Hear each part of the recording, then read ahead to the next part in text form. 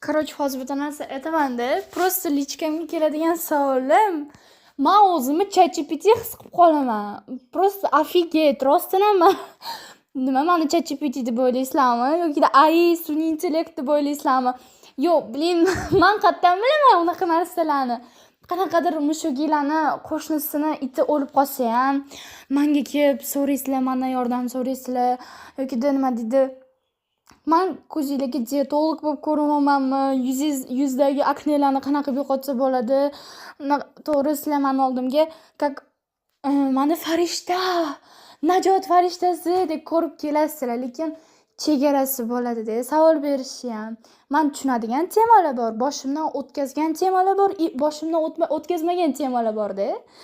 Men ChatGPT emasman. I'm not ChatGPT, I'm human. Borib ChatGPTdan so'ranglar, yozinglar, poiskka beringlar, aknelarni yo'qotishi turlari, bla bla bla. Yo'q. Realический fakt-da bu. Qaysidir youtuber kanali chopilib ketsa ham menga keladi, qaysi youtuber aktivi tushib ketsa ham menga keladi, qaysi youtuber kimdir bilan urushayotgan bo'lsa ham menga keladi, qaysidir youtuber nimadir yo'qolib qolsa ham menga keladi. Men prям har tomonlama sizlarga ham maslahatchi, psixolog, ChatGPT, isquvar, mafiyachi, yana kimdir balo-battarlar bo'lib ko'rinaman, qizlar. Qo'yinglar, men ham odamman-ku. Yana o'qimasam xafa bo'lib qo'yasizlar kibrga chiqarib. Men o'ynab yurgan odam emasman.